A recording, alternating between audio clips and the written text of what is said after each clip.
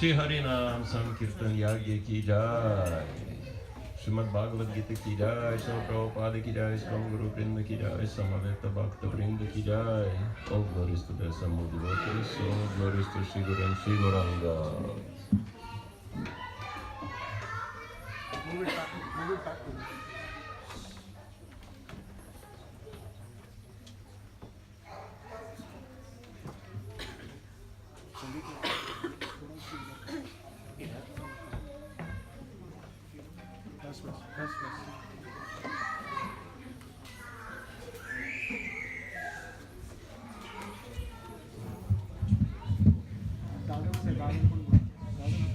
Hare Krishna. Hare Krishna. Before we begin, can we please ask everyone to move right forward because we have people standing all the way out towards the doorway. So please come forward as much as you can and allow the others to fill in the spaces. All the way forward. Thank you.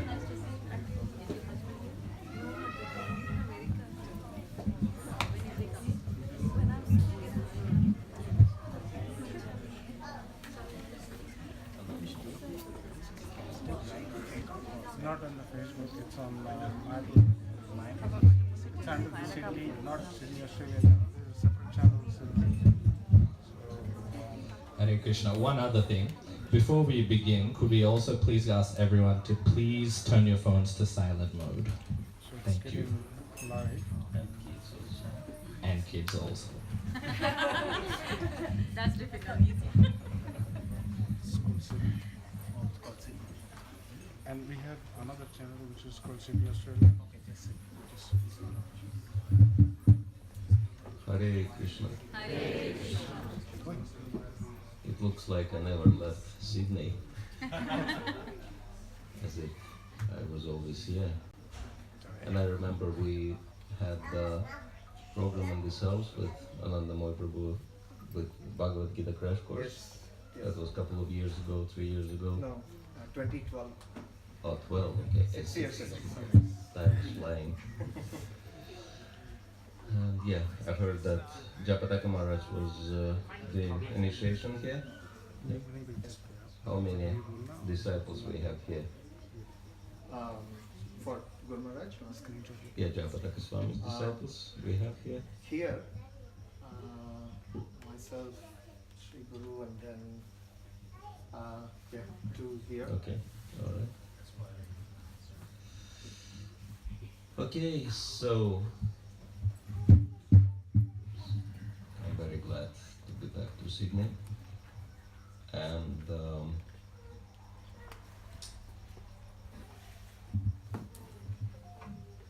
we're going to speak about the practical applications of Bhagavad Gita in life. And of course this is very big subject matter, but we'll try to cover as much as we can. First, I wanted to share something which I found to be quite interesting recently. That we hear in Srila Prabhupada's books, or we read in Prabhupada's books, that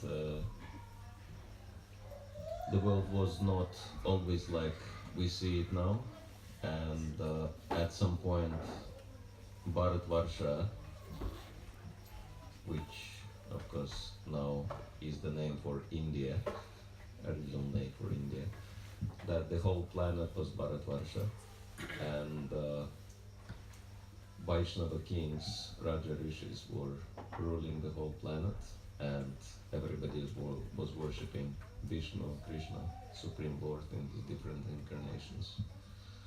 And the more I'm traveling around the world, the more I discover evidences of that. And maybe some of you were wondering what kind of bag this is, who is on this bag. And this, according to the modern science, and this is an interesting thing that acknowledged by modern science, that this is the first object of religious worship on planet Earth, 40,000 years old, and this sculpture is officially called Lion Man. If you look up at the net, you will immediately come across him. He's really, really famous. He has huge Wikipedia page dedicated to him. And he was found in southwest Germany, near Stuttgart. You know, Stuttgart is the place where BMW, Mercedes and Porsche, all these cars come from. And interesting, he was found in a cave, and obviously this cave was used for, you know, instead of the temple, and he was obviously object of worship because, you know, they found some necklaces and other ornaments next to him. And these caves are situated near the modern German town Narsingen. And many, you know, scientists trying to figure out why in the ancient time people worshipped Lion Man. Who is the Lion Man? And of course, other people are telling them, come on, Lion Man was always worshipped in India. Narasimha, right? So, this bag is actually from British Museum because he was giving darshan in British Museum. Now he's back to his home place in Germany. And this is the tag, official tag from the museum. We'll just read what it says, just for your curiosity. The 40,000-year-old Lion Man sculpture from Stadel Cave in southwest Germany is the oldest known evidence of religious belief in the world. Made from mammoth ivory, it depicts a creature that does not exist, with the head and shoulders of a lion and the lower body of a man. It's not known if the Lion Man was a deity, a spiritual experience, a being from a creation story, or an avatar used to negotiate with the forces of nature. He took at least 400 hours to make at a time in the late Ice Age, when survival was hard and may reflect a communal effort to reshape the human world by dealing with invisible spirits of nature. So that's the official description. So, I'm singing the Bhagavat Gita. It's interesting. The first deity on earth. So, if anyone wants to have a closer look, you're welcome. But I would like to get it back. And so, yeah, there are many evidences like that Krishna consciousness and Vedic culture was widespread all over the planet. And that's why I was thinking that for you, because all of you here, practically speaking, I might be the only exception, maybe there are only one or two people here, except myself, that all of you are Bharatiya descent, and so that's why you should be proud to belong to the most ancient culture and the most ancient civilization on the earth. And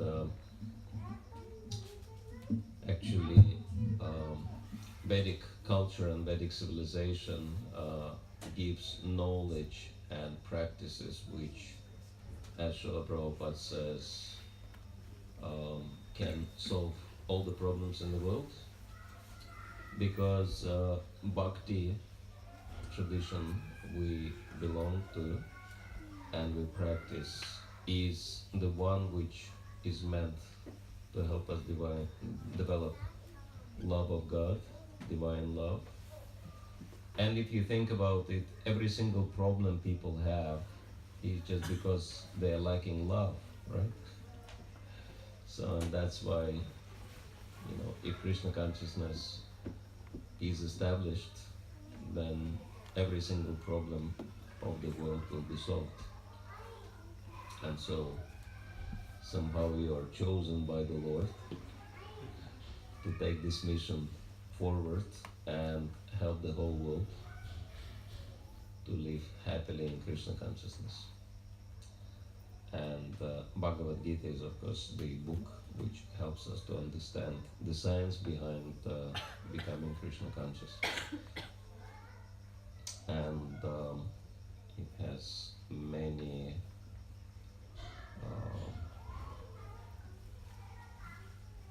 layers of knowledge and realization.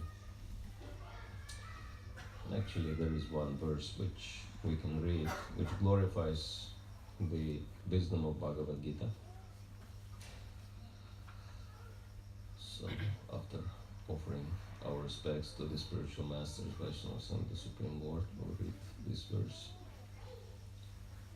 Om Gyantimirandasya Nandana Chakshuranmilitam Yena Tasmai Shri Gurave Namaha Shri Chaitanya Manavishtam Sthapitam Yena Bhutale Swayam Rupa Kadamaya Dadati Svakanantrikam Vanchukalpatarubhyascha Kripa Sindhu Vivacha Patitanam Pavanebhyo Vaishnavebhyo Namo Namah. Shri Krishna Chaitanya Prabhu Nityananda Shri Advaita Gadadhara Shivasadi Gaur Bhakta-vrinda. Hare Krishna Krishna Krishna Hare Hare, Hare Rama Rama Rama Hare Hare. Dhamma Prema Prabhuti Nirmakshate Yadam Supurusha Mukta Ganan Sadasa Sadasa Makalam Krishishta Mangavan Vacham Samay. Om Namo Bhagavate Vasudevaya. Om Namo Bhagavate Vasudevaya. Om Namo Bhagavate Vasudevaya. Om Namo Bhagavate Vasudevaya. Om Namo Bhagavate Vasudevaya. Idam Gyanam Upasritya Mama Santarmi Magata Sargepi Napajayante Pralayana Vyatanti Cha. This is chapter 14. The three modes of material nature, text number 2. By becoming fixed in this knowledge, one can attain to the transcendental nature like my own. Thus established, one is not born at the time of creation or disturbed at the time of dissolution. Purport by Srila Prabhupada. After acquiring perfect transcendental knowledge, one acquires qualitative equality with the Supreme Personality of Godhead, becoming free from the repetition of birth and death. One does not, however, lose his identity as an individual soul. It's understood from Vedic literature that the liberated souls who have reached the transcendental planets of the spiritual sky always look to the lotus feet of the Supreme Lord, being engaged in his transcendental loving service. So even after liberation, the devotees do not lose their individual identities. Generally, in the material world, whatever knowledge we get is contaminated by the three modes of material nature. Knowledge which is not contaminated by the three modes of nature is called transcendental knowledge. As soon as one is situated in that transcendental knowledge, he is on the same platform as the Supreme Person. Those who have no knowledge of the spiritual sky hold that after being freed from the material activities of the material form, the spiritual identity becomes formless without any variegatedness. However, just as there is material variegatedness in this world, in the spiritual world there is also variegatedness. Those in ignorance of this think that spiritual existence is opposed to material variety. But actually, in the spiritual sky, one attains a spiritual form. There are spiritual activities, and the spiritual situation is called devotional life. That atmosphere is said to be uncontaminated, and there one is equal in quality with the Supreme Lord. To obtain such knowledge, one must develop all the spiritual qualities. One who thus develops these spiritual qualities is not affected either by the creation or by the destruction of the material world. Idam Gyanam Upashritya Mama Sankaryam Agata Sabe Sarge Pino Pajayante Kalayana Vyatanticha. By becoming fixed in this knowledge, one can attain to the transcendental nature like my own. Thus established, one is not born at the time of creation or disturbed at the time of dissolution. So this is very important knowledge, and it is very practical, applicable in all respects, and something everybody is striving for. It's very interesting that we have leadership training school in Mayapur, and it is meant for professional devotees who are interested of establishing their own social spiritual projects for reaching out to greater population, and in this way helping to achieve the first purpose of ISKCON, which is real unity and peace in the world by spiritual knowledge and spiritual practices, and helping the society to solve their problems. As Prabhupada says, check the imbalance of values in life. And so we have the best devotee students taking courses there, and after the graduation they establish very large-scale projects, either reaching out to millions of people or you know, involving actually hundreds of millions of dollars projects. And of course the faculty members are very professional, and one of the faculty members, also devotee, he is a regional director of Harvard Business School. It's interesting that Harvard business courses are very, very expensive, if anyone ever came across.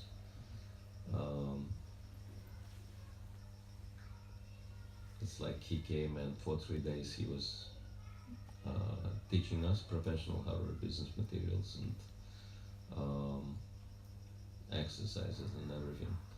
And one devotee who was taking the training, he is a medical doctor from Nepal, and he got so excited. He said, I want to continue studying with this devotee.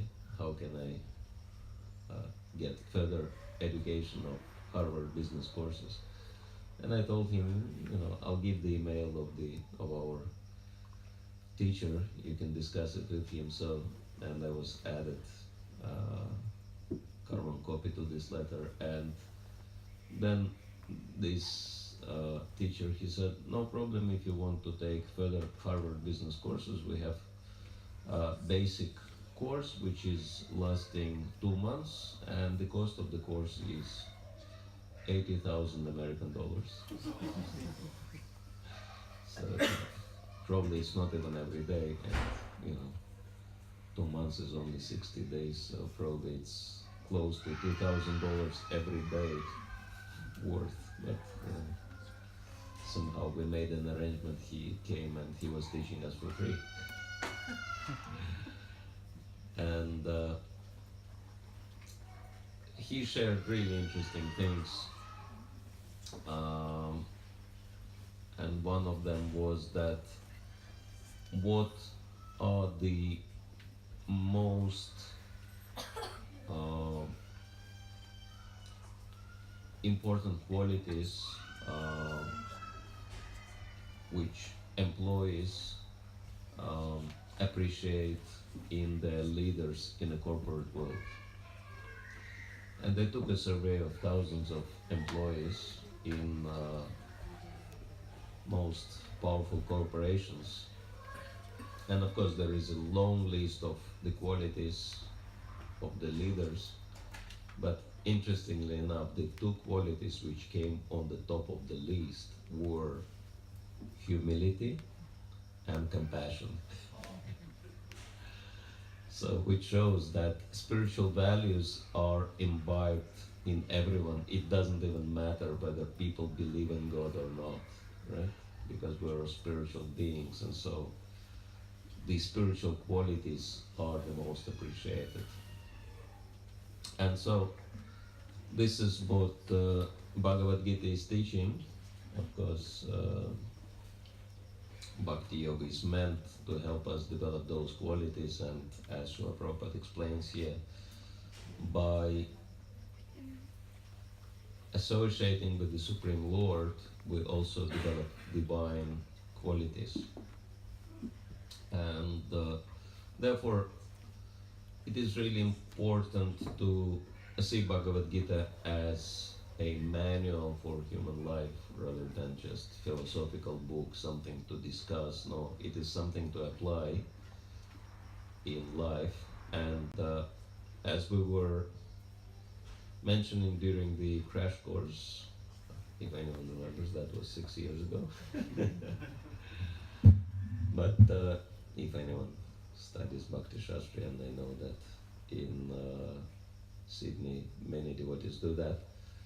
How many of you are taking Bhakti Shastri? Okay, quite a few. And so we know that Bhagavat Gita has three basic divisions. 18 chapters of Bhagavad Gita are divided into three main parts, right? Three types of yoga. And what is the first? What is the overall subject of the first 6 chapters? Karma yoga. Yes, it means yoga of action. And I'm calling it yoga of success, because if you act for the Supreme Lord, you cannot lose, right? And then middle 6 chapters are Bhakti Yoga, dedicated to Bhakti Yoga, Yoga of Divine Love, and the last 6 chapters, Jnana Yoga, Yoga of Knowledge, but this is very practical knowledge, so that's why I call it Yoga of Wisdom, right? And so Bhagavad Gita is helping us to learn all these subjects. And we start with Karma Yoga, and Karma Yoga is really, if it is applied properly, you will become successful. It's 100% guaranteed. And because it is yoga, it is following the major pattern of yoga, and there are 8 steps in yoga, right? That's why it's called Ashtanga Yoga. And these 8 steps are Yama Niyama Asana Pranayama Pratyahara Dharan Dhyana Samadhi. And actually Bhagavad Gita is not just teaching us yoga as physical exercises, but it is yoga of life, right? Because Krishna was not teaching Arjuna to, do the headstand at the battlefield of Kurukshetra or sit in lotus and go into meditation, something like that. So he was expected to act in the world, right? Act in his professional capacity. And so, first, Bhagavad Gita starts with conflict, right? So Arjuna is facing external conflict. He is supposed to fight on the battlefield, but then there is internal conflict also, because he knows that all these people are his teachers, relatives, and he's supposed to be killing them. So, and he does not know how to resolve this conflict. And so Krishna is helping him to resolve this conflict. And therefore the first lesson of Bhagavad Gita is how to live without conflicts, life without conflicts. Even though this is virtually impossible to have no conflicts in life, but if you are Krishna conscious, then even though you will be facing with so many conflicts, and conflicts are guaranteed, that it says if you have no problems, most probably you're already dead, right? Because as long as you live, you're bound to have one problem or the other. But it's not the problem, but it is our reaction to the problem, right, which actually matters. And so if you are Krishna conscious, then you will see no problem in life, because your perception will be that everything is under Krishna's control, and Krishna knows what he's doing, and he's always doing everything for our benefit, right? So this is the first, and we should say the foremost lesson of Bhagavad Gita, how to live your life without any problems, right? Without any conflicts. Even though problems and conflicts will always be there, you cannot stop it. And actually Bhagavat Gita kind of highlights one subject and then comes back to it. Krishna comes back to the same subject matter again and again. And in terms of life without conflicts, really important thing is to be able to overcome duality, because duality is something which is always causing a lot of trouble, right? Heat, cold, fame, infamy, good, bad, etc., etc. Sukha, dukkha, sukhe, dukkhe, samekrita, jaya, jaya. So, all these things, we have to learn to overcome the duality.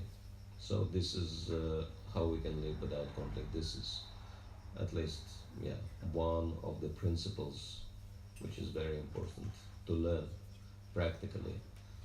And how do we overcome duality? How do we make good and bad irrelevant in our lives? As Krishna says, Dukkesha nududnamana sukesha vigataspriha in text 56 in chapter 2. How not to be affected by misery and not to be elated in happiness. And of course, not to be affected in misery, that's very useful, right? Because if you're in trouble and then if you lose your composure, things might get even worse, right? I'm sure you had that experience in life. But it's also important not to get too excited when there is happiness, right? For example, for the fish, it's really important not to get too excited when the fish is seeing the worm on the hook, right? So, and there are many such hooks Maya puts around us, and if we get too excited, we'll get hooked up, right? She will offer you a really good deal, but there is a fine print at the bottom. You're too lazy to read. And this is where all the problems are explained. And so if you get too excited about good things in life, you can suffer even more. Anyone have this experience? Getting too excited and then caught up. So this is a very practical lesson for us in life. And so how do we eliminate the influence of good and bad in our lives? Did we ever spoke about it? Jitendra is kind of attending, I think, all the classes. How do we eliminate, how do we neutralize good and bad? If anyone knows, Jitendra will know. Can you remember? I don't remember. Okay. Alright, so that's really important to practice, and I want all of you to practice, and it's very, very helpful in life. This is the formula. Srila Prabhupada doesn't give that formula in this kind of condensed version, but he explains that in a number of places in his books in more elaborate form. But I kind of made it into short formula to help you to remember that and meditate on it. And so this is the way how to get free from the influence of good and bad. We need to see good in bad and bad in good, right? Or, problems and happiness, right? These are two opposite sides. So we really need to see problems in happiness and happiness in problems, right? Because if you see problems in happiness, will the happiness remain happiness? No. And if we see happiness in problems, will the problems remain? No. they will also vanish. So this is the way how not to get distracted in life, right? Because all this good and bad, they really distract us from pursuing our main goal, which is Krishna and serving Krishna and always acting the way Krishna wants us. And so this is the first and foremost important element, life without conflicts. And of course there are many other ingredients to that. We never spoke about it. Seeing good and bad and good, we've spoken about it, okay. And so this is yama, right? This is yama literally, I mean, in yoga it means restrictions, right? But we know that literally yama means what? Death. So anything which kills us, right? Everything which destroys our lives. So to successfully practice yoga, including bhakti yoga, we have to become free from these things, right? The things which destroy our lives, for example. This is the reason why we follow four good principles, because we don't want to destroy ourselves, right? Like there is a Russian joke that one man is smoking and the other one is saying that, why are you smoking? Don't you know that smoking is a slow death? And that man responds, I'm not rushing anyway. I'm not in rush. So yeah, people know that they destroy their lives, but because they don't have higher taste, they cannot stop, right? But this is what we have in Krishna consciousness, higher taste by which we can overcome all the troubles. And so the second step in yoga is niyama, right? And niyama means positive alternative or higher taste. And so by developing positive alternative, we can very easily overcome all the negative influences in life. And that's why second chapter is dedicated to, of course, many topics, but the prominent topic of the second chapter is that we're not the body, we're spirit souls. And we have practices which help us, which are helping us to realize our spiritual nature, right? And the most important practice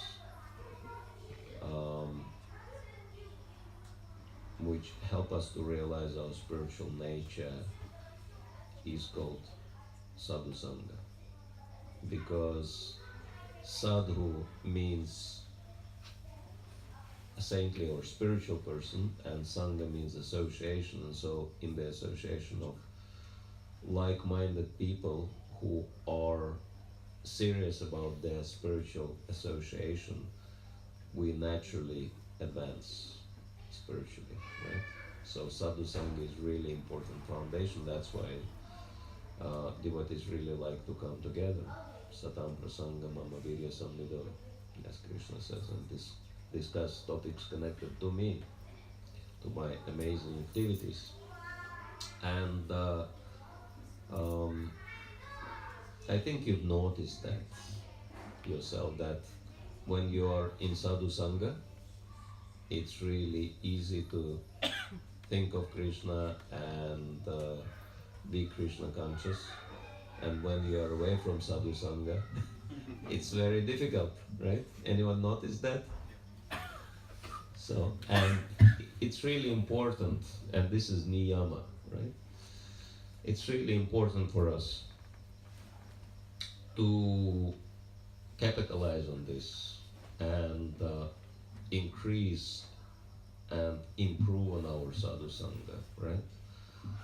And sadhu sangha is naturally encouraging us in our spiritual lives, but we should try to encourage and support each other even more. And it is very interesting. I am kind of involved in interfaith circles, and I'm also visiting other spiritual places and other sanghas, other gatherings of spiritual people, and associating with different spiritual leaders, because my aim is to contribute as much as I can to the first purpose of ISKCON. And Srila Prabhupada says very interesting things in different places in his books. For example, I came recently across one very amazing quote from the sixth chapter, sixth canto of Srimad Bhagavatam, chapter 10, text 6. And in the purport, Srila Prabhupada says very interesting thing.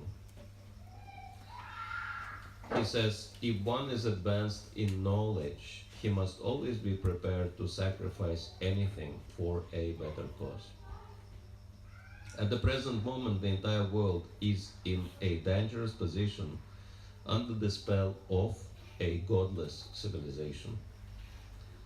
And then listen carefully what he says. The Krishna consciousness movement needs many exalted, learned persons who will sacrifice their lives to revive God consciousness throughout the world. We therefore invite all men and women advanced in knowledge to join the Krishna consciousness movement and sacrifice their lives for the great cause of reviving the God consciousness of human society. So it's very interesting. In two consecutive sentences, Srila Prabhupada makes very clear-cut distinction between Krishna consciousness and God consciousness. That we cannot expect everyone to start worshipping Krishna, because people are on different levels, they belong to different traditions, and they worshipping God in so many different forms. And Srila Prabhupada said it doesn't matter, as long as one's spiritual practices are helping one to develop their relationship with God and love to God, it doesn't matter what they practice. And so it really is important that we understand that God is one, Krishna, but Bahuta Vishvatomukam. He appears in many different forms to different people, but He is still the same one Supreme Lord. And we should encourage any sincere spiritual practitioners to become serious about their practices and advance. And actually it's very interesting that we can even learn things from other spiritual practitioners. For example, Srila Prabhupada once said that we should learn how to structure our society from Catholics, etc. And so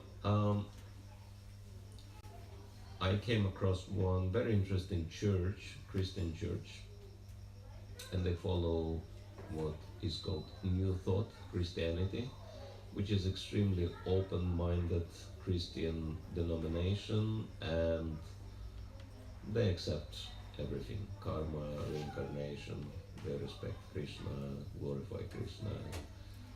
In the church I'm visiting, that every single year, one day they dedicate to Krishna. This is Krishna's day in their church, and they invite devotees do kirtan, and devotees preach, and they have, for their Sunday feast, they have 15,000 people coming. It's a mega church. And so devotees have really good time preaching to all these people, and all these people are very open-minded and very positively disposed towards Krishna consciousness, even though they are Christians. In Los Angeles. And then they give donations, and devotees get these donations and use them for Krishna. So like very, very friendly spiritual group. And one thing I've kind of noticed, it's like very, very interesting people, is the way they encourage each other and support each other spiritually. And I invited well, I didn't actually invite, I shared with one very old and experienced Prabhupada disciple who have done tons of services for Srila Prabhupada personally and his movement, and done a lot for preaching, joined this societies from 68, and many of you would indirectly know him. He produced this video series, Memories of Srila Prabhupada, interviewing so many people, and his name is Siddhanta. And so I just told him about this church. He said, this sounds really interesting. I want to visit that church and see what are they doing. And then he went for their services. And just their greeting, just the beginning, impressed him so much that he said he couldn't check tears. And I was thinking, this is for someone who had so much spiritual experiences, that's quite remarkable. And my conclusion was that they really focus on perfecting this art of saintly association and supporting and encouraging each other. And actually, instead of just telling you about it, I wanted you to have a little experience of the same thing. We kind of simulate the experience for you, but I'm sure you'll enjoy it. Everyone enjoyed it, whoever went through it. And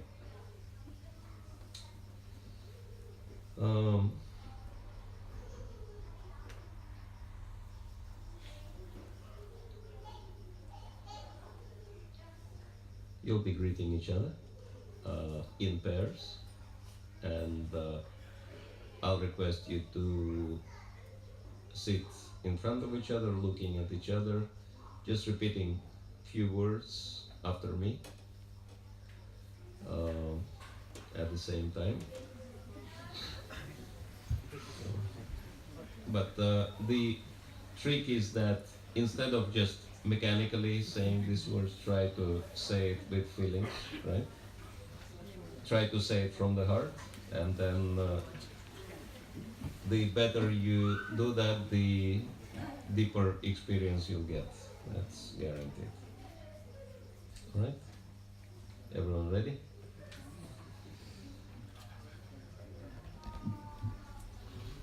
Okay. Look at each other, not at me, and repeat after me. Welcome to our Sadhu Sangha.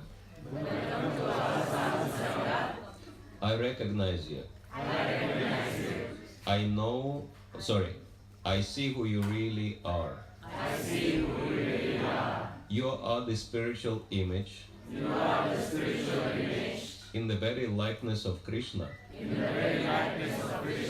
A unique emanation of beauty, love, and divine intelligence. Indeed, you are one. Of a kind wonderful. One of a kind magnificent. Brilliant. Unfolding genius. And today, we will get to celebrate your very existence.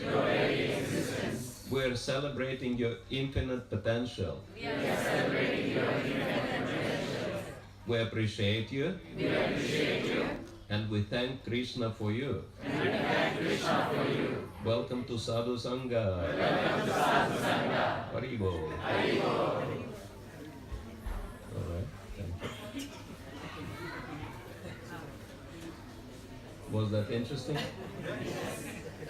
Anyone wanted to share any realizations, any thoughts in connection to that exercise?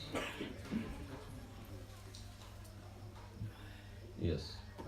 Whereas I recently had a similar video, one church pastor explaining the meaning of Namaste, which means I salute the person in you, as in I acknowledge you as a spirit soul, and I bow down to. So I had the same feeling when I was saying the same thing here. Okay. Yes. Quite interesting. Yes. Thank you so much. I feel like if we say this often enough to devotees, we start to say them as devotees. Okay. Yes. If we say this often enough, you will see. We'll start seeing that in devotees. Very good. Anyone else?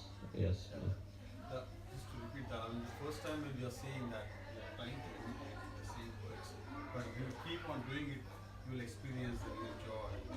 Then you are Okay. But just repeating these words make you joyful. Are these words true? Yes? Yes. Why are they true? Huh? Yeah, because we are spirit soul, we are part and parcel of Krishna, and just by recognizing that in each other, we feel automatically happy and joyful, right? And it's inspiring us and it's inspiring others as well. So this is how we can help each other to develop our spiritual potential, by encouraging and by supporting and by recognizing, right? And devotees have many amazing qualities that we don't have to just mechanically repeat things. We can genuinely appreciate devotees' wonderful spiritual qualities, because devotees have many. And so, yeah. Then next level in yoga is asana, and asana means posture, but more important is what is our position in life. And the third chapter is saying that the real position of this world is yagya, that this whole world is maintained because of yagya. And so real human life starts with yagya. And yagya means any activity, sacrifice, right? When we sacrifice our personal interests for the sake of serving the Supreme Lord. And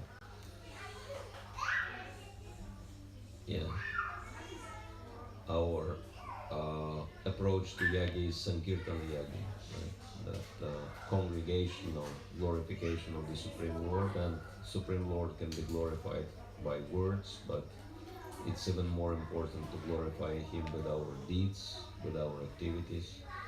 And so the only way to do that is by cooperation with other devotees, right? And that's why Srila Prabhupada said that your love towards me will be shown by how you will cooperate with each other. Many of you heard of this statement, right? But anyone knows the circumstances in which Srila Prabhupada told that phrase? I think one devotee came to Prabhupada and said, Prabhupada, I love you, and then they wanted to do things for him, and he said, don't just proclaim, you have to show me what they do. Yeah, that one young devotee, when Prabhupada was already almost leaving his body, and he came and he said, Srila Prabhupada, I would love to, if possible, to exchange your old age to my youth and take your disease and give you my health. And Prabhupada said, this is very nice, but your real love will be shown by how much you will be able to cooperate with each other.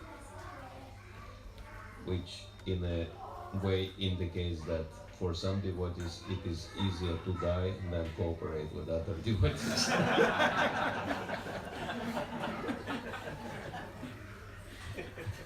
Because false ego is so strong, right? But this is yagya. Yagya means we have to move aside our selfish interests and work, cooperate with other devotees for the sake of pleasing the Supreme Lord. Right? And fourth stage of yoga is pranayama. Pranayama means breathing exercise, but prana means life, right? And there is a difference between living and existing. And there is one principle which is highlighted in Bhagavat Gita very emphatically, and that is Shriyan Swadharma Vidanam Paradharma Sanushitat. Krishna says that in the 3rd chapter, but then in the 4th chapter he illustrates that this means that it's better to imperfectly follow your nature, act according to your nature, than perfectly imitate somebody else. So that means that all of us have certain nature and certain abilities and certain qualities, and we have to dedicate that fully to the service of the Lord, and this is how we can achieve perfection. And this really, interestingly enough, is one of the key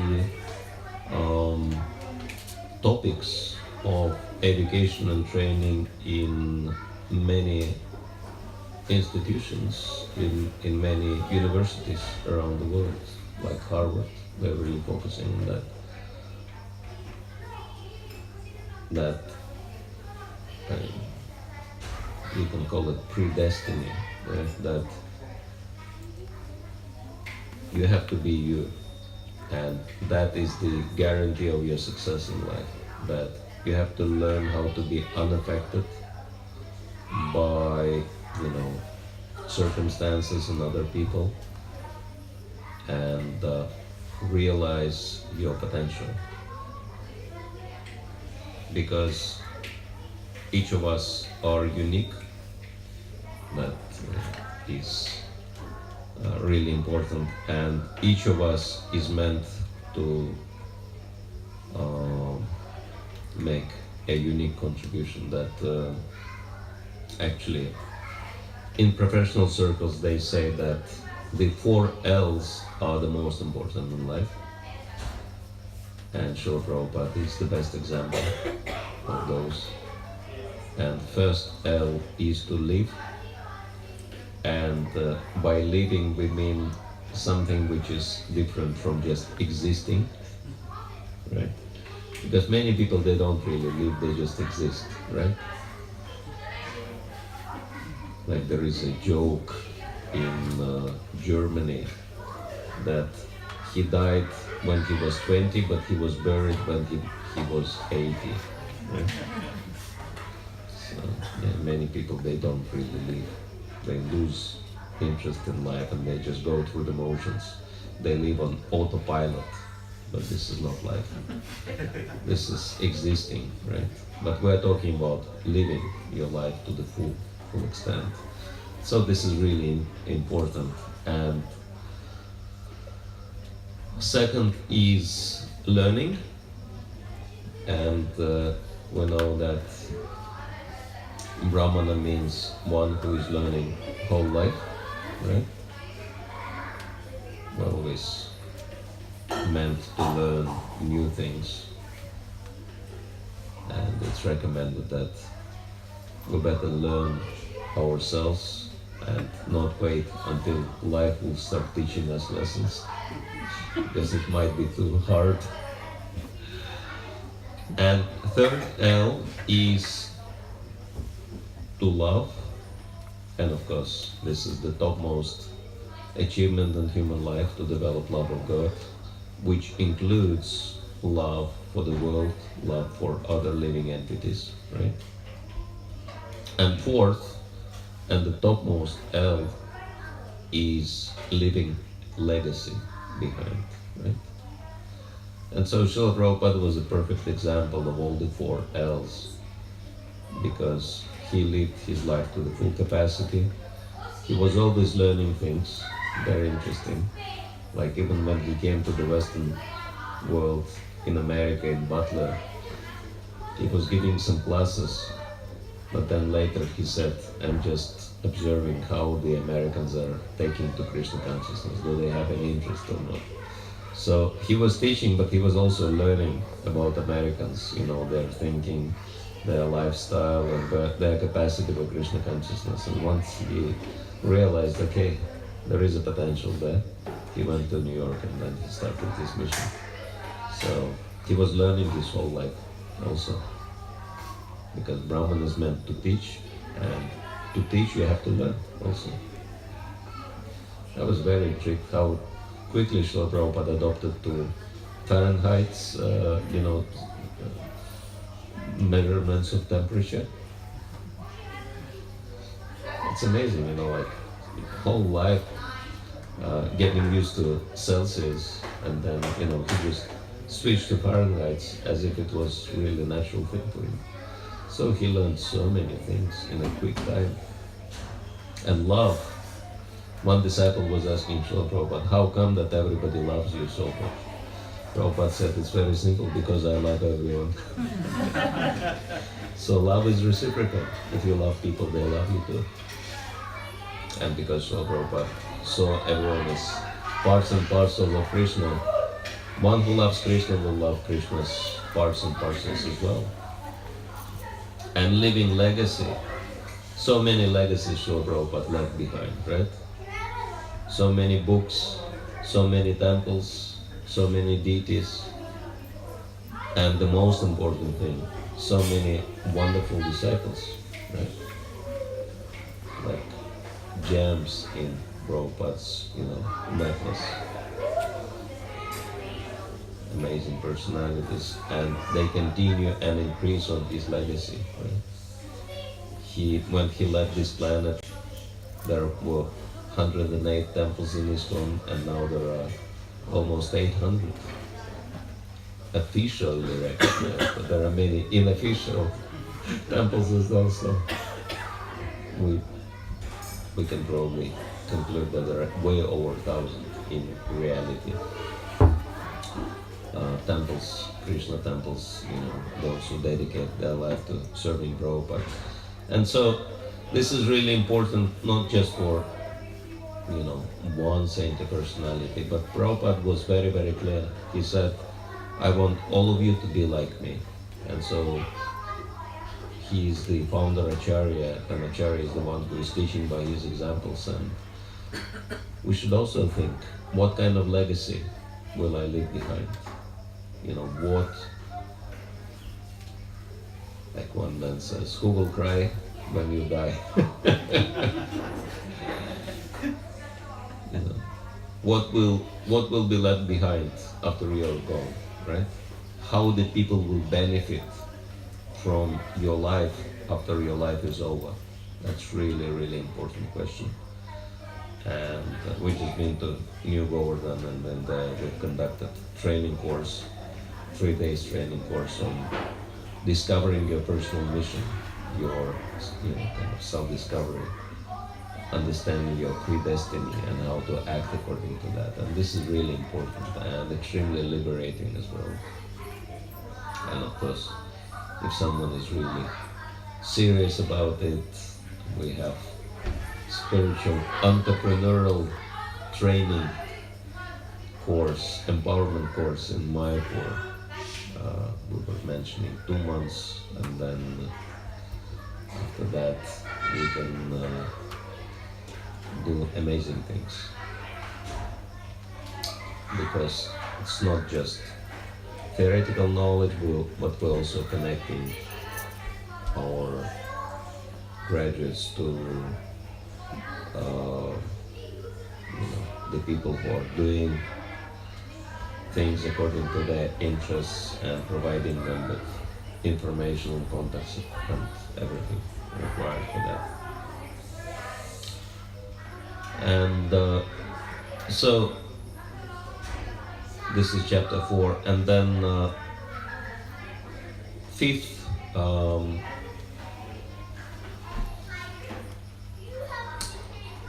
stage, like the pratyahara means that you withdraw your senses, right? Sense withdrawal, and dharana means concentration. And so, what should we focus on? And chapter 5 is really interesting chapter because it's called Sannyasa Karma Yoga. So, and this sounds like an oxymoron, sannyasa karma, because karma means you act in the world and sannyas means you renounce the world, right? But chapter 5 is really important. It helps us to understand how can we act in the world being completely renounced. And it's really important to understand what should be our goal, because of course our ultimate goal is to be focused on Krishna, but Bhagavat Gita says we should be focused on Krishna not in a passive but in active way. And there is one word, the key word which can help us to understand how can we do that, and that word is success or victory. And so, because the whole Bhagavad Gita is meant for that Krishna wanted Arjuna to fight and gain victory. That in little later in chapter 11, Krishna tells Arjuna very clearly, Tasmat Pamutishti Yasholabasva Chitva Shatrum Bhumkshva Rajam Samritam Maivate Nihita Purvamava Nimitta Matra Bhavasa Visachin. That therefore, Arjuna, wake up or get up and become famous. Yasholabasva. Jitva Shatrun, conquer your enemies, and Bhumkshva Rajam Samridam, and enjoy flourishing kingdom. Mayavata Nihitam Purvamava, that I already made the arrangements for you, and the only thing you need is Nimitta Matra Bhavasaya, become an instrument in my hands, right? And so, normally, this sounds like a contradiction that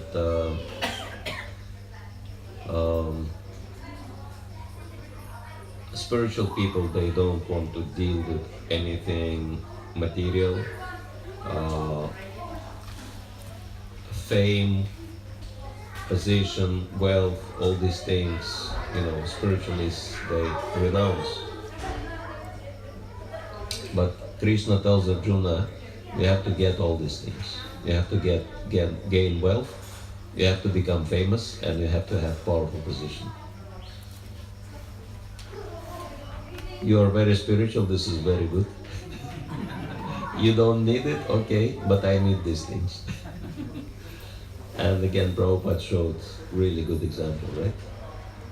That one time someone brought Srila Prabhupada a picture of a yogi, impersonalist yogi, and someone was giving him like a tray full of money, and he was kind of, had this expression of disgust on the face, and he was saying, like, don't show me this dirty money, give it to my secretary or somebody. And Prabhupada laughed and he said, I think someone should take a picture of me with such a tray, embracing it with both hands, right? And then he was saying, all the money of the world should be given to me, because I'm the only one who knows how to use it properly. And so this is how we should be. That instead of artificially trying to renounce, and of course, like, I can try to do that being sannyasi, but, being grihasthas, you should not be even trying to do that. But rather, you should be achieving success in your professional careers and in your lives in all respects, but not for yourself, but for Krishna, right? Because wealth you can use for Krishna. If you have a lot of money, you can do a lot of good things for Krishna. And if you have high position, you can use that position for Krishna. And if you're famous, you can do even more for Krishna, like George Harrison, right? One man, how much he did for Krishna. And so this is really important. What you should focus your life on success. And it's really important for parents that you encourage your children to be as ambitious as possible and achieve maximum results in the world, because by achieving all these results, they can be used for Krishna, right? And it's really interesting what Maharaj Yudhishthira told Krishna, that Krishna, I want you to help me to fulfill, I have 3 desires. And Krishna said, yeah, sure. You are my pure devotee, you must have very pure spiritual desires. Probably you want like causeless devotional service, remembering me, something like that. Maharaj Yudhishthira said, no, I have different desires. One desire, I want to be very wealthy. I want to be the wealthiest man on earth. And second desire, I want to be the most powerful man on earth. And third desire, I want to be the most famous man on earth. And Krishna was a little confused. He said, how come?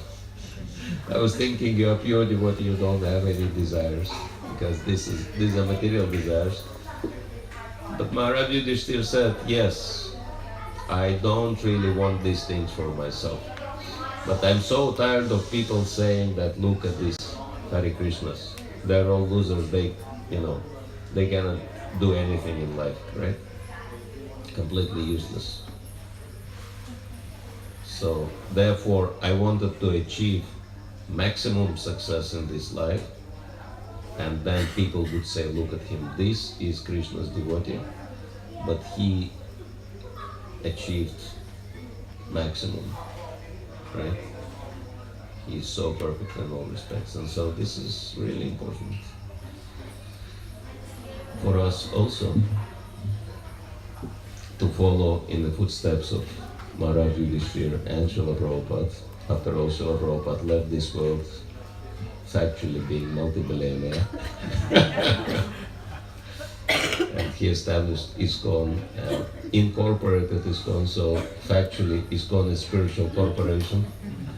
And there are many other things which help us to understand that we should never be sentimental, right, in our lives. And we should be full-on focused on all the achievements we can ever get in life to use them for Krishna. Okay? And then chapter 6 is connected to the last 2 steps in yoga, which are dhyana and samadhi, right? And so chapter 6 is called Dhyana Yoga.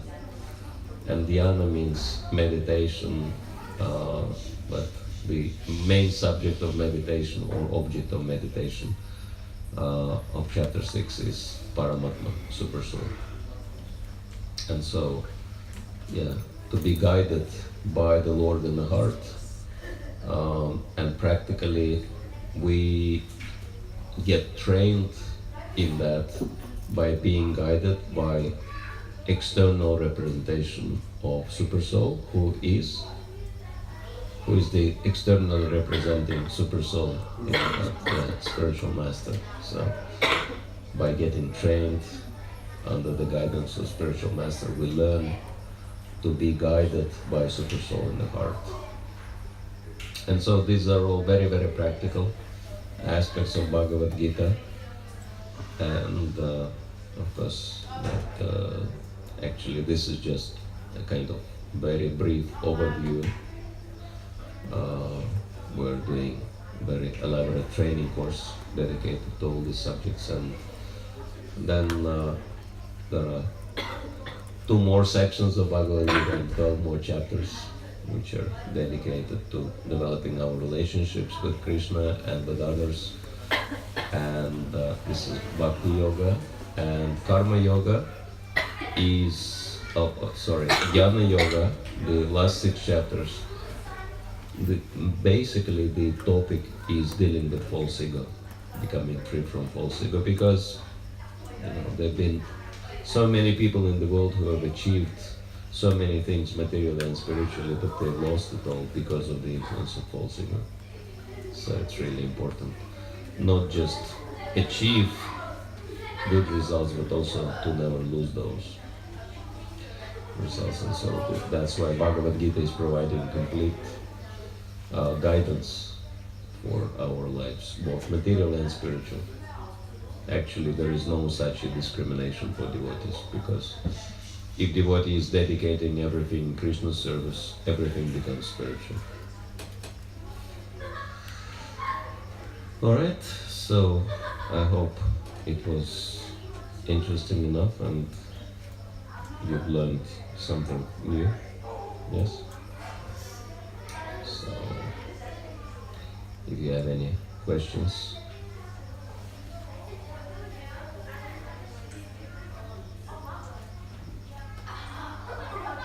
Yes.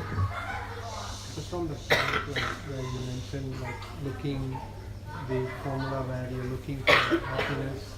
In the happiness you have to look for the problem, and in the problem you have to look for the happiness. At the same time, like reflecting the second point in the later, saying like we should also look for success, look for so that we can dedicate that to Krishna.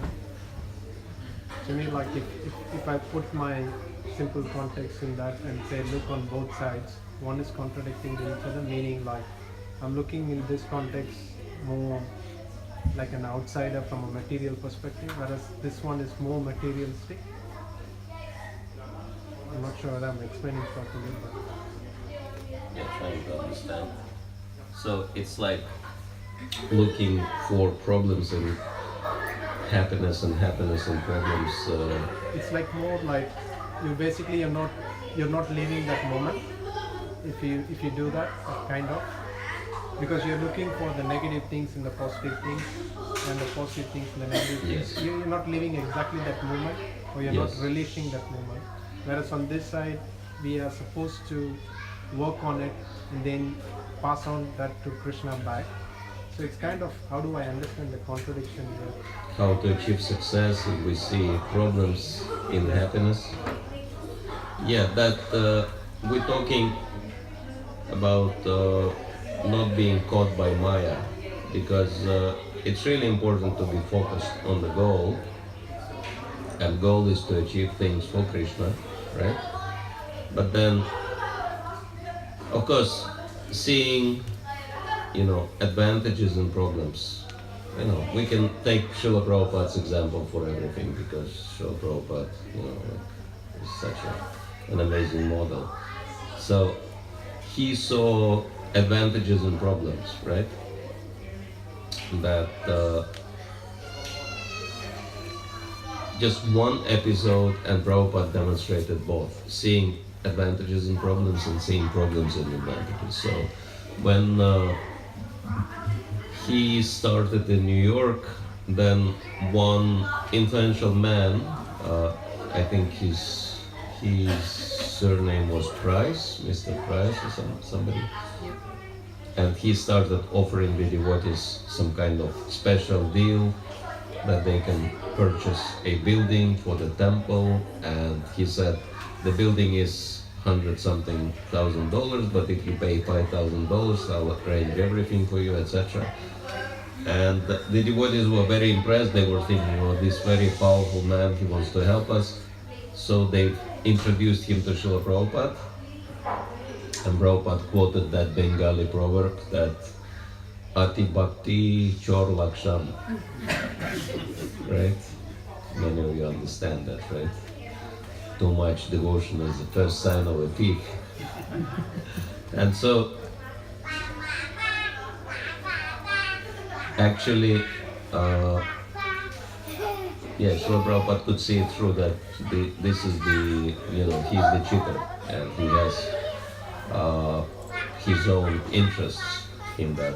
But devotees trusted him, and Prabhupada warned them, don't trust him. But devotees still did, and they signed the contract, and he cheated them, right? And they called Prabhupada. They said, Prabhupada, we're very sorry, he cheated us. And Prabhupada said, don't worry, I'll come. And Prabhupada came, and he was fighting with him in the court. and he won the case, and he had to return $5,000 and cancel the contract. But then Prabhupada paid 200 something, few $100 for the court procedures. And the disciples were saying, Srila Prabhupada, we're very sorry because of our foolishness. We, made you to go through so much trouble and you've lost your money. And Prabhupada said, don't worry. If you fight with the tiger, you don't count scratches. Right? So, meaning that Srila Prabhupada saw benefit in this trouble because he saw it as learning experience for his inexperienced disciples, right? First, he was not quite upset about it. And when this man was offering a lot of benefit, Prabhupada immediately saw trouble in that benefit, right? So this is the example of how it works.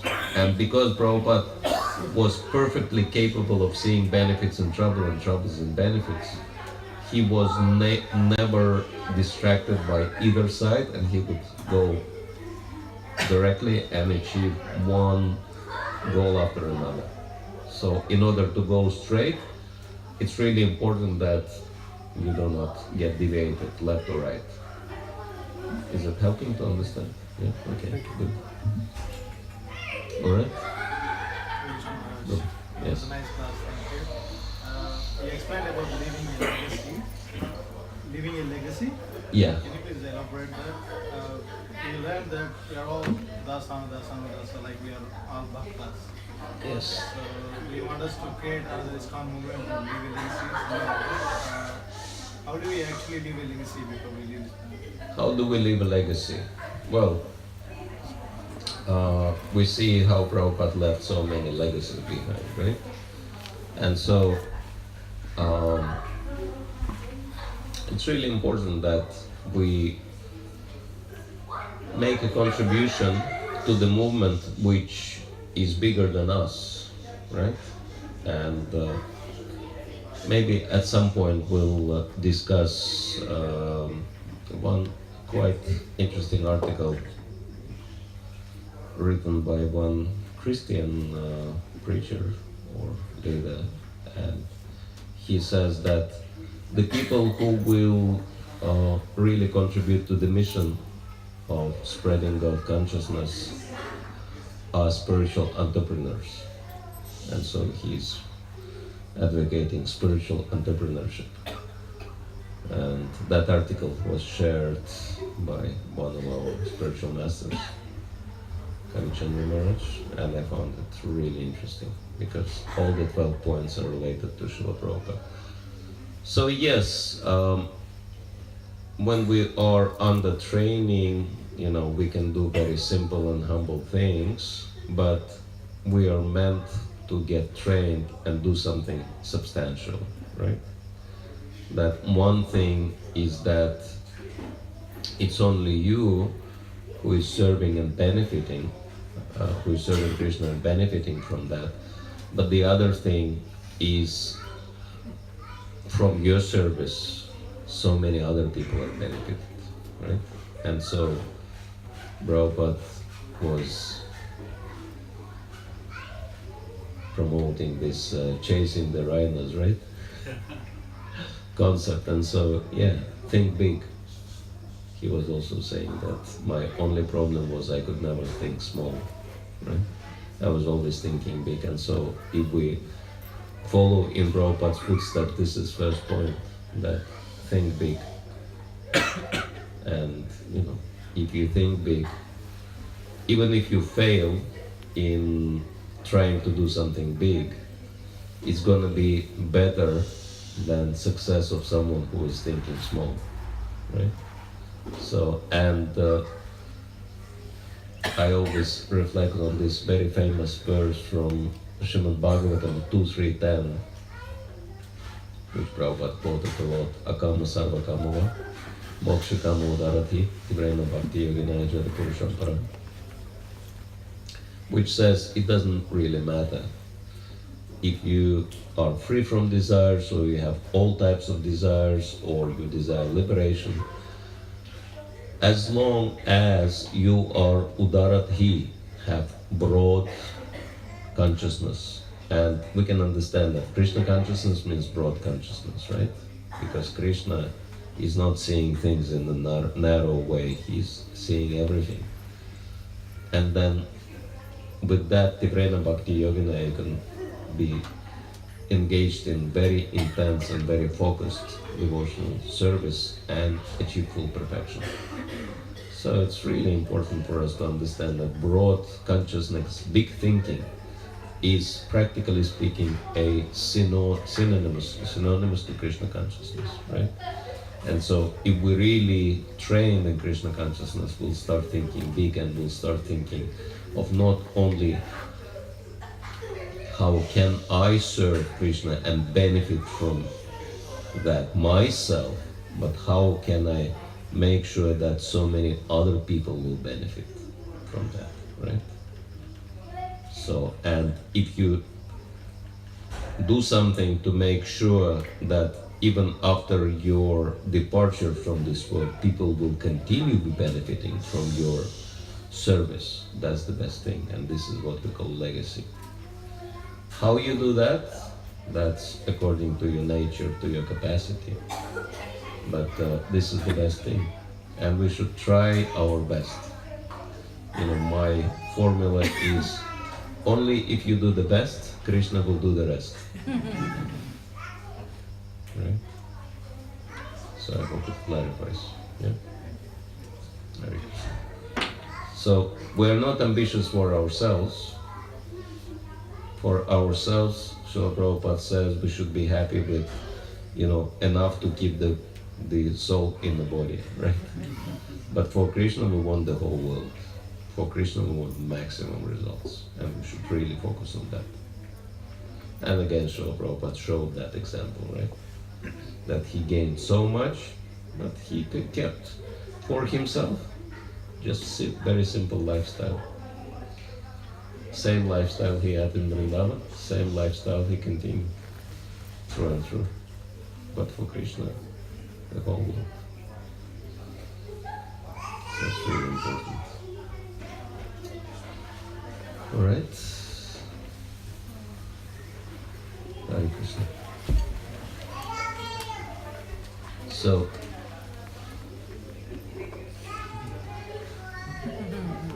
what do we do? Little kirtan, okay. Short kirtan, then we have Giriraj Prasadam here. After kirtan, we can have Giriraj Darshan as well in the temple.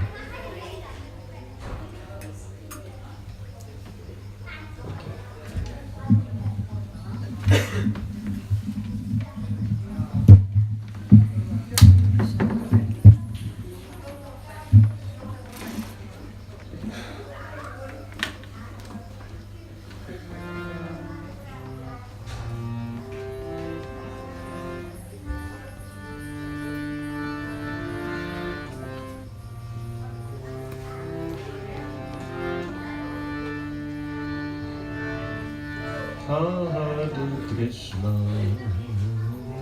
Hare Krishna, Krishna Krishna,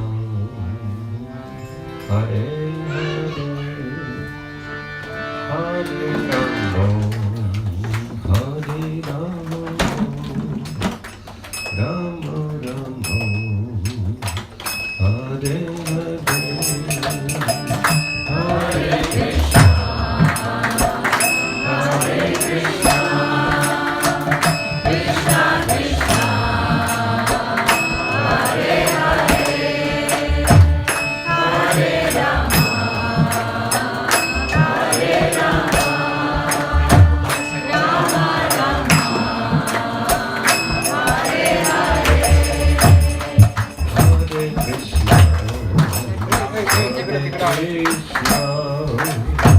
Krishna Krishna, Hare Hare, Hare Rama, Hare Rama.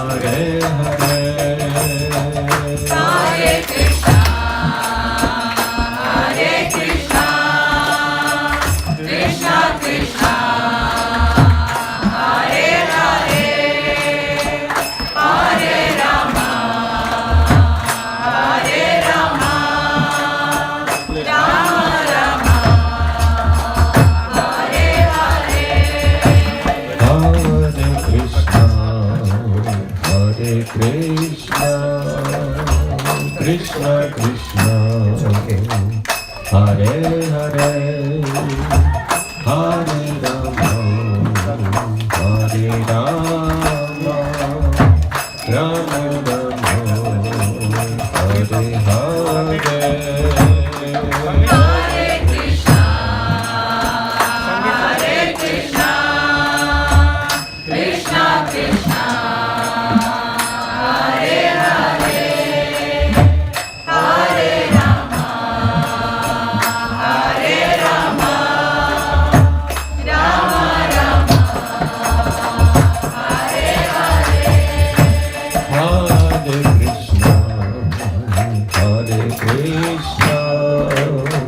Krishna Krishna, Hare Hare, Hare Rama, Hare Rama, Rama Rama, Hare Hare. Hare Krishna, Krishna Krishna, Hare Hare.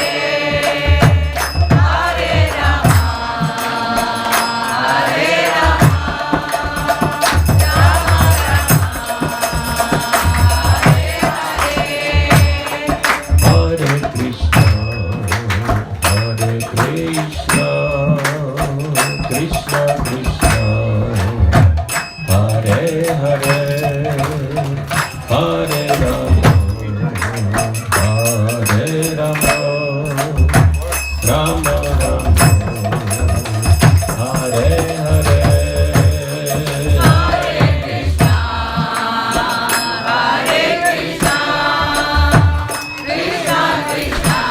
Krishna,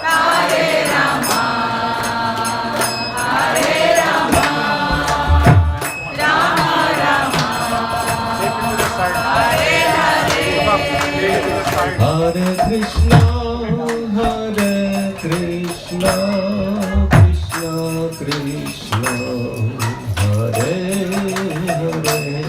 Hare Hare, Hare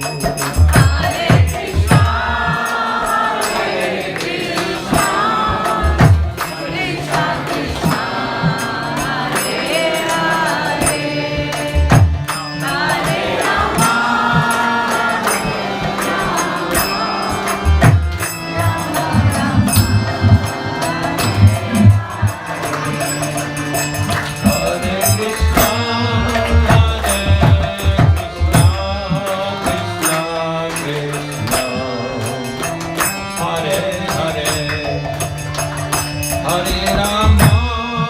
Hare Rama, Rama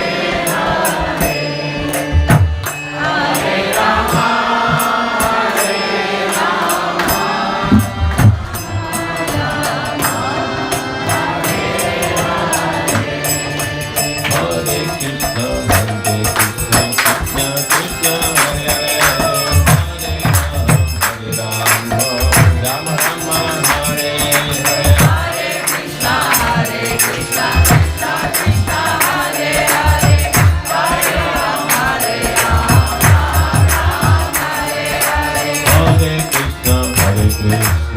Krishna Krishna, Hare Hare, Hare Rama, Hare Rama, Rama Rama, Hare Hare. Hare Krishna, Krishna Krishna, Hare Hare, Hare Rama, Rama Rama, Hare Hare. Hare Krishna, Krishna Krishna, Hare Hare, Hare Rama, Rama Rama, Hare Hare.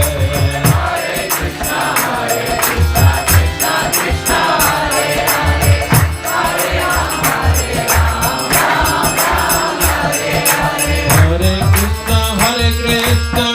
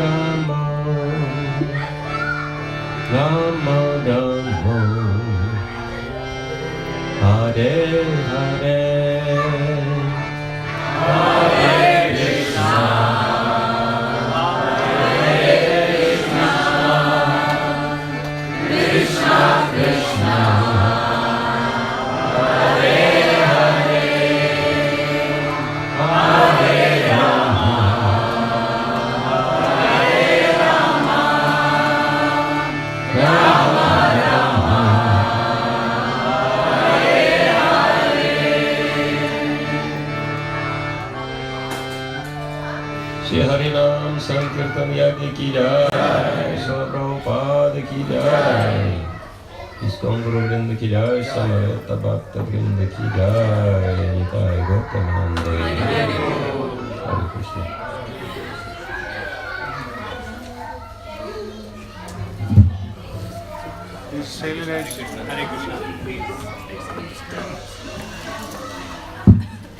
And if anyone's interested in